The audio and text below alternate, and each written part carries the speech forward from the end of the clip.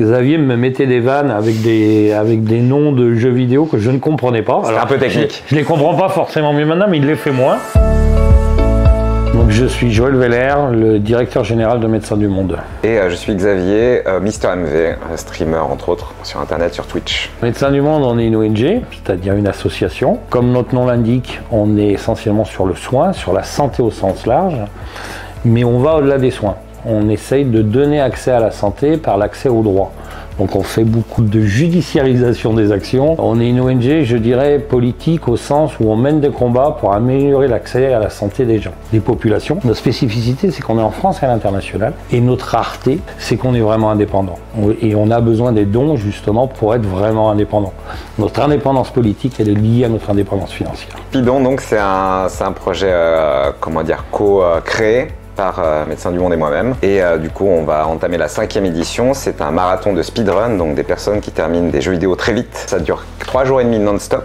Et le but, c'est de s'amuser tout en levant des fonds pour justement Médecins du Monde. C'est une collecte de dons et on rend tout ça très interactif. On fait participer le public et c'est un événement qui cartonne bien maintenant, qui a été suivi notamment l'année dernière par plus d'1 million de personnes en ligne et qui a récolté plus de 2 millions. Donc on est ravis. J'ai été un des profils qui a été contacté pour justement faire quelque chose de cool sur Twitch. Afin de collecter des dons. Et il y avait plein de possibles projets, mais l'idée c'était pas de refaire quelque chose de très similaire aux The Event. Et moi venant de l'ADN speedrun et compagnie, ayant été celui qui retransmettait l'équivalent américain, les Games Done Quick, assez souvent, du coup j'ai proposé de le faire à la française avec un petit peu quelques différences, justement faire intervenir des personnalités du monde du streaming français et rendre ça un petit peu drôle et populaire, tout en rendant ça aussi inclusif et bienveillant. Du coup on a fait la première édition qui n'était pas évidente parce qu'on était en plein Covid, donc tout le monde était masqué, c'était sans public, etc. Mais ça avait déjà cartonné, on avait levé 600 000, il me semble. Depuis, c'est une aventure qui se répète, qui s'améliore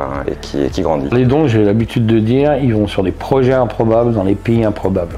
En gros, ça veut dire quoi? Nous, on a un modèle équilibré, on a des fonds institutionnels, on a tous les grands bailleurs internationaux nous appuient, mais on s'interdit plus de 10%. C'est-à-dire que personne ne peut posséder Médecins du Monde plus de 10%. On appartient à nos donateurs, 350 000 donateurs, qui nous permettent de faire ce que les bailleurs institutionnels ne nous permettent pas de faire. C'est-à-dire d'aller, là où on n'a pas le droit d'aller se mêler de ce qui ne serait pas censé nous regarder. Ça nous permet d'être à Gaza, même si des bailleurs institutionnels ne vont pas nous aider. Ça nous permet d'être au Yémen. C'est nos marges de manœuvre et notre liberté d'action, quoi. Et donc c'est fondamental. Si on n'a pas ça, on n'est pas une ONG.